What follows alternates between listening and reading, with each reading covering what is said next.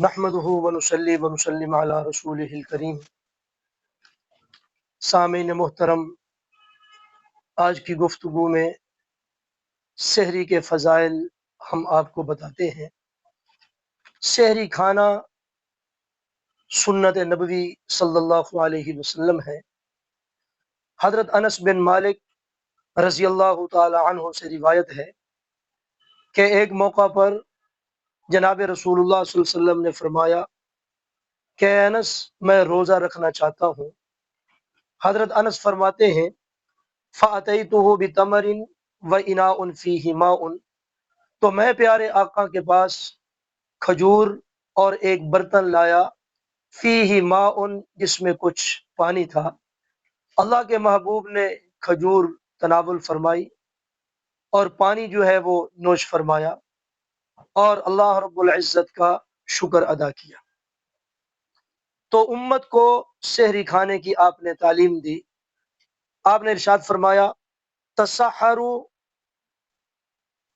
فإن فی السحر برکۃ، اے اللہ کے بندو سحری کھایا کرو، کیونکہ سحری میں اللہ رب العزت نے برکت رکھی ہے۔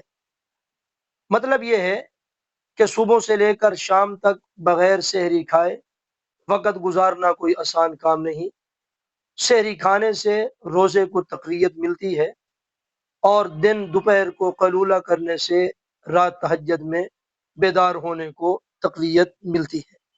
اور ایک حدیث میں آپ نے ارشاد فرمایا ان اللہ وملائکتہ یصلون علی المتسحرین، بے شک اللہ رب العزت اور اللہ کے فرشتے جو ہیں وہ سحری کھانے والوں پر رحمت نازل کرتے ہیں۔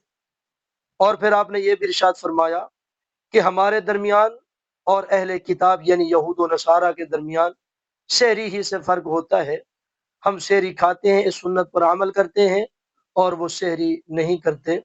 اس لیے سحری کے وقت اگر کسی چیز کی طلب نہ بھی ہو پھر بھی کھجور کے کچھ دانے کھا لیے جائیں اور پانی پی لیا جائے، یا اس کے علاوہ جو چیز بھی میسر ہو، تاکہ یہ رحمتیں اور برکتیں اور یہ سنت کا ثواب ہم سب کو حاصل ہو سکے۔ اللہ تعالی ہم سب کو سحری کے وقت اٹھ کر تہجد پڑھنے کی اور سحری سنت کھانے کی توفیق نصیب فرمائے۔